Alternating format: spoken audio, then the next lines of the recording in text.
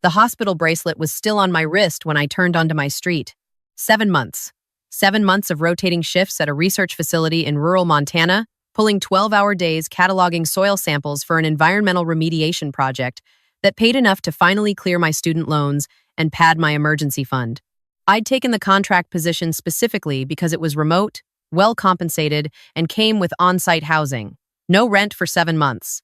Every paycheck going straight into savings. It was the smartest financial decision I'd ever made, and I'd made it for one reason.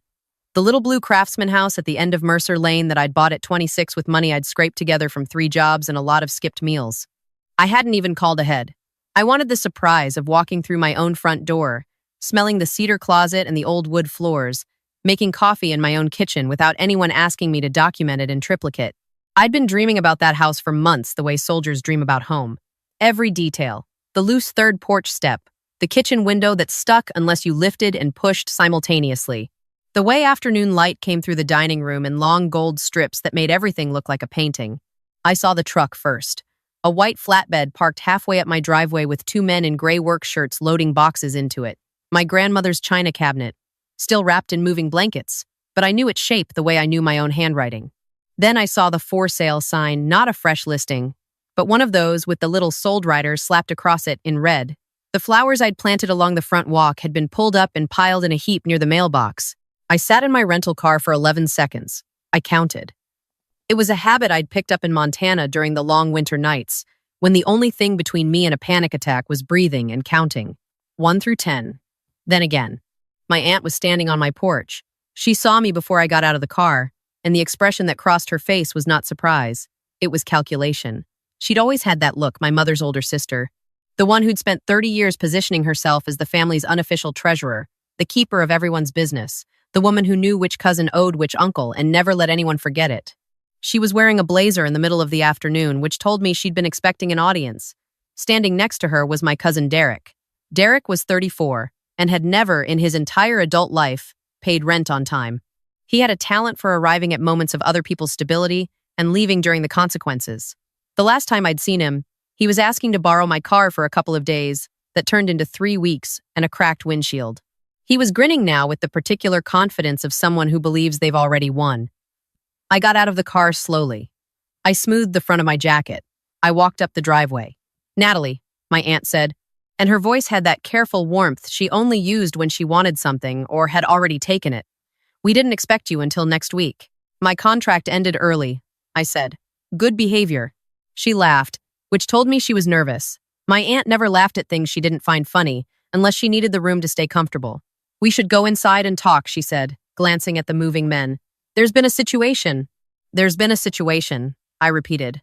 Derek shifted his weight. He was trying to look casual, but he kept checking the street, which meant he was expecting someone else to arrive, or he was calculating an exit. I'd grown up watching Derek think. It was not a sophisticated process.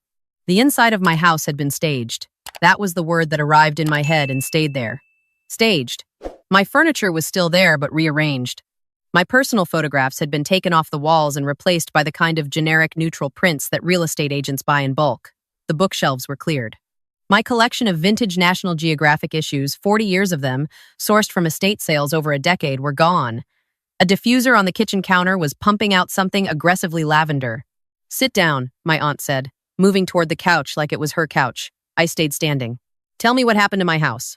She took a breath and folded her hands in her lap, which was her tell for delivering news she'd already decided she wasn't responsible for. "Derek got into some financial trouble. Serious trouble, Natalie. The kind that doesn't wait. He owed money you don't need to know to who, and they were not the kind of people who send letters. We had to move quickly." "How quickly?" I said. 6 weeks ago," Derek said from the doorway. He had the decency to look at the floor when he said it, which was more than I expected. "Aunt Carol found a buyer. Cash offer. It closed fast." I looked at my aunt. "You don't have any authority over my property." "I had your power of attorney," she said. "You signed it before you left. For medical emergencies, yes, but also for general financial decisions in case you were unreachable. You were in Montana, Natalie. Half the time you didn't even have cell service. We couldn't wait." She said it like a reasonable woman explaining a reasonable thing.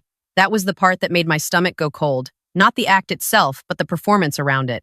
The way she dressed it in the language of necessity and family sacrifice, as if selling my house without my knowledge was a logistical inconvenience rather than a theft. And the money, I said. Derek's debt is cleared, she said. There was a remainder. We've been holding it in trust for you. You'll have access once the legal transition is finalized. I want you to understand something about that moment. I want you to understand it because it matters for everything that comes after. I had known, somewhere in the back of my mind, that something was wrong since the moment I saw the flatbed truck. Not suspected, known. The way you know a sound in the dark before your brain has finished identifying it. And because I'd known, I hadn't reached for my phone to call a lawyer. I hadn't said anything impulsive. I had just counted to 11 and walked up the driveway. Because I had known something else too. Something my aunt did not know I knew. Who's the buyer? I asked. A property investor, my aunt said. She's local. The deal was fair market, maybe a touch below. But given the circumstances and the timeline, is she here now? She's coming by this afternoon for the key handover. Natalie, I know this is a shock, but Derek needed. I want to meet her, I said. My aunt's expression shifted very slightly. That's not necessary. I'd like to anyway, I said, and sat down in my armchair, the green velvet one I'd found at a Goodwill, and reupholstered myself and folded my hands in my lap, mirroring her exactly. I'll wait. Her name was Brenda, and she arrived at 2:15 in a silver SUV with a real estate attorney in the passenger seat. She was the kind of businesswoman who weaponizes pleasantness, all firm handshakes and first-name familiarity, and the practiced ease of someone who has closed enough deals to know that confidence reads as authority. She walked into my house and looked around with the proprietary satisfaction of someone already calculating renovation costs. She didn't flinch when she saw me sitting in the armchair. My aunt had clearly warned her. You must be the daughter, Brenda said, which was interesting phrasing given that my aunt was not my mother. I'm the owner, I said. Brenda smiled with her mouth. Honey, we've been through the paperwork thoroughly. Your aunt had valid power of attorney. The sale is legal. I understand this is upsetting, but the time to raise objections was before the deed transferred. Her attorney nodded in that way. Attorneys nod when they want to signal agreement without technically committing to it. He had a leather portfolio on his knee, and he was clicking his pen in a slow, patient rhythm. He thought this was going to be a short meeting. How much did you pay? I asked. That's between me and the seller, Brenda said. $380,000, my aunt said, which surprised me. She said it with a note of pride, like it was a good number, like she'd negotiated on my behalf. The market's soft right now, and we needed to close quickly. The Zillow estimate on this house 3 weeks ago was $460,000, I said. I have the screenshot. Brenda's attorney stopped clicking his pen. Markets fluctuate, Brenda said, but something had shifted in her voice. A half step flatter. And cash deals involve a discount for speed, yes, I know. I also know you've already listed it. I looked at her directly. I drove by your office on the way here. The listing's in the window. You've got it priced at $510,000. You were going to flip it for $130,000 profit inside of 60 days. The room was very quiet. One of the movers outside dropped something metal on the truck bed, and the sound rang through the walls. That's my business, Brenda said, though her voice had lost some of its pleasantness. Sure, I said. But here's a problem. I reached into the inside pocket of my jacket. What I pulled out was a folded document, not dramatic, just folded, the way you'd fold something you'd been carrying for a while because you knew you might need it. My aunt had a general power of attorney, which in this state allows her to act on my behalf for most financial decisions. Most. I let the pause sit for a moment. But the power of attorney she signed covers decisions related to Natalie Chen, the individual. It doesn't cover assets held in the name of the Chen Family Revocable Living Trust. I unfolded the document and set it on the coffee table, my coffee table, the one I'd sanded and stained the summer I moved in. I transferred the title of this property into the trust 11 months ago, long before I left for Montana, long before I signed any power of attorney. Brenda's attorney leaned forward. He picked up the document. He read the first page. Then he read it again. The pen clicking had stopped entirely. The trust, I continued, looking at my aunt, has a sole trustee, me. There are no co-trustees. The power of attorney my aunt holds does not grant her any authority to transfer, encumber, or sell trust assets. The document she used to sign the sale contract was, legally, meaningless.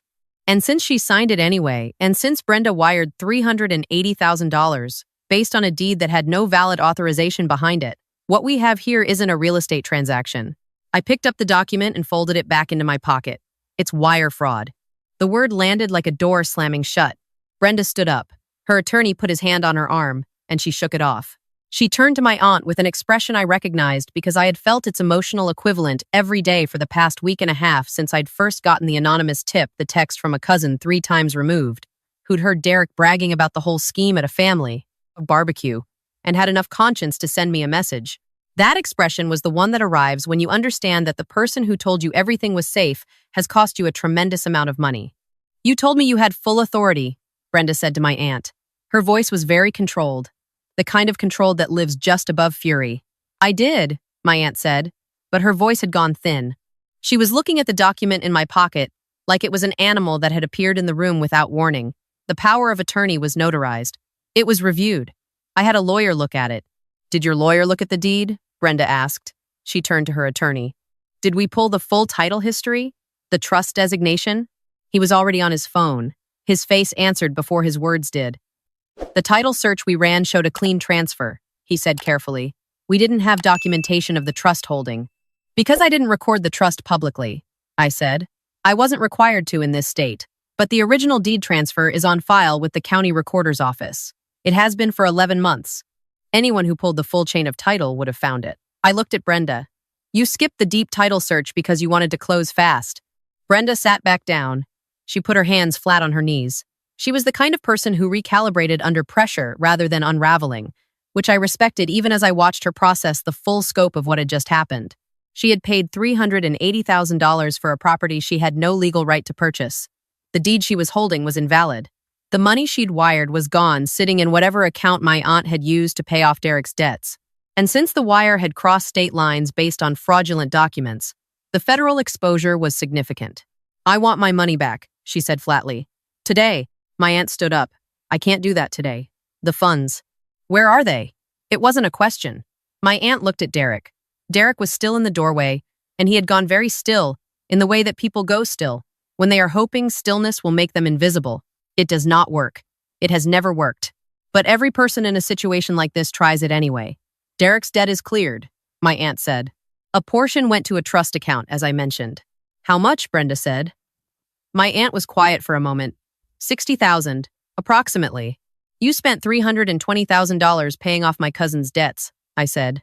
"It was life or death," my aunt snapped. And for the first time since I'd walked in, the performance cracked. Underneath was something smaller and more frightened. "You don't understand the people he was involved with. They were coming to the house. Your uncle's house, my house, not just Derek's. You were in Montana. You weren't here. Someone had to do something." I thought about that for a moment. I did understand it. Actually, the particular terror of watching someone you love make catastrophic decisions and absorb the consequences yourself, because the alternative seems worse. I'd done it myself for years with Derek. Covered for him with his landlords, lent him money that was never repaid, made excuses to my mother about why he couldn't come to Thanksgiving. I understood the impulse. I just couldn't let it erase what she'd done. "You could have called me," I said. "You weren't answering. I was in Montana, not on the moon. I had email. I had a facility phone. You didn't try." I let that sit.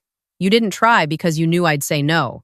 And you needed me to say yes, so you signed my name to something that wasn't yours to sign." Brenda's attorney had stepped outside to make a call. I could see him through the window, pacing the front walk my grandmother's flowers used to line. He was talking fast and taking notes on his portfolio cover. When he came back in, his expression told me he'd spoken to someone more senior. "We're going to pursue this," he said. He was talking to my aunt now, not to me. "Miss, Chen's trust documents are legitimate. The sale is void. We are out $380,000, and we will be filing a complaint with the county DA's office and pursuing civil recovery. I'd strongly recommend you get your own counsel." He looked at Derek. "Both of you." Derek, for the first time, looked genuinely scared. Not the performative anxiety of someone who's been caught but hasn't yet grasped the full weight of it, the real thing. The kind that comes when you understand that your name is now in the mouth of an attorney who is already dialing. "Natalie," my aunt said, turning to me. "Please, you can fix this. You can just tell them there was a miscommunication. Tell them you'd given verbal approval. Tell them I authorized the sale of my own house that I didn't authorize," I said. "No. You're going to send me to prison over a house?" "I'm not sending you anywhere," I said quietly. "You made every decision that got you here. I just didn't move the furniture." She stared at me.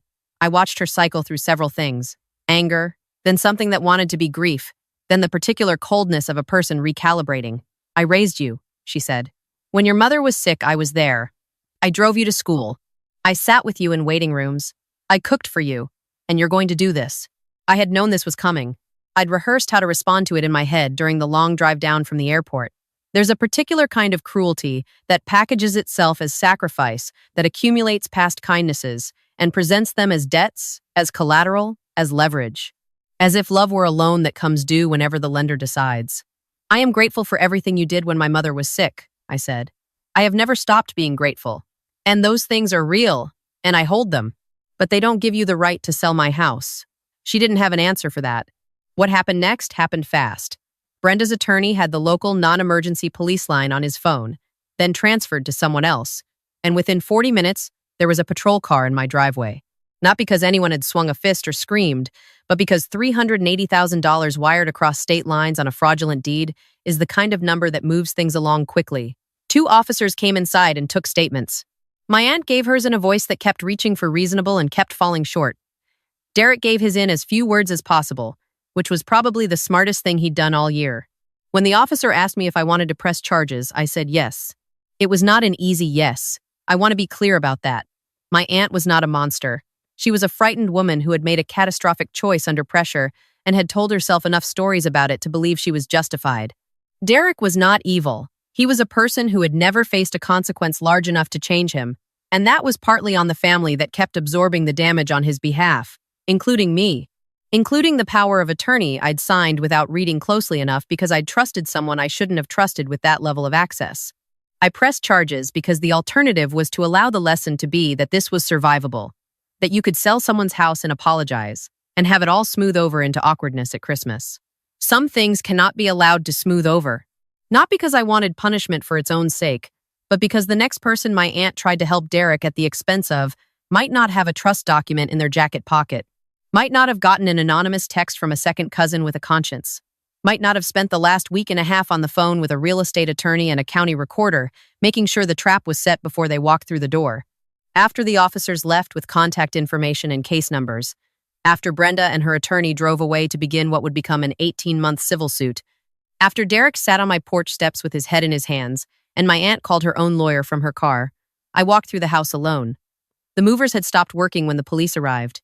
Whatever they'd been hired to do was no longer their problem. My grandmother's china cabinet was still on the truck, still wrapped in moving blankets. I went out and I looked at it for a minute, and then I called the moving company's number and told them to bring it back inside. The lavender diffuser was still running on the kitchen counter. I unplugged it. I opened the window over the sink, lifted, and pushed simultaneously, because that was the only way it opened, and I let the afternoon come in.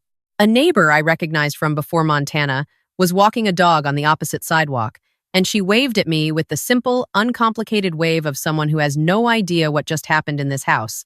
And that was, I realized, exactly what I wanted. I wanted the ordinary world back. I wanted the house to be just a house again and not a battlefield. On the floor of my closet, under 2 boxes of off-season clothes, was a fireproof safe. Inside it, a spare copy of the trust documents, my original deed, 3 years of bank statements, and a manila envelope with the text message from my second cousin printed out and dated. I'd put the envelope there the morning I drove to the airport. I'd left the safe locked, in its spot, in the house I knew was still mine, because I'd done the one thing my aunt had assumed I hadn't done. I'd planned for the possibility that someone might try this.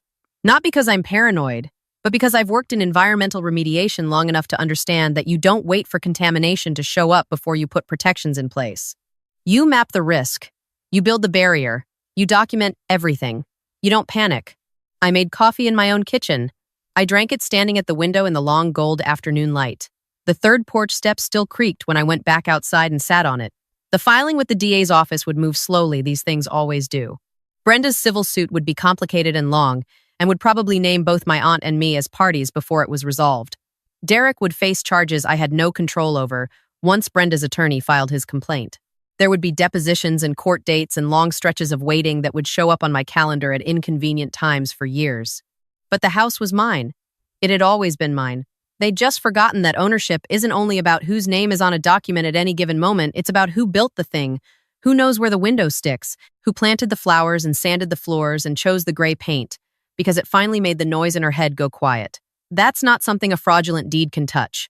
I went back inside. I found my National Geographic collection stacked in the garage behind the recycling bins, which meant either my aunt or the staging company had thought them worth keeping. I brought them in 3 armloads and put them back on the shelves. They looked right there. They had always looked right there. I changed the locks that evening. 2 deadbolts, new keypad, new code, 1 clean beep when I tested it. If you've ever had someone try to take something from you while they were calling it love, drop a comment below. Tell me where you're watching from. I want to know how far this gets.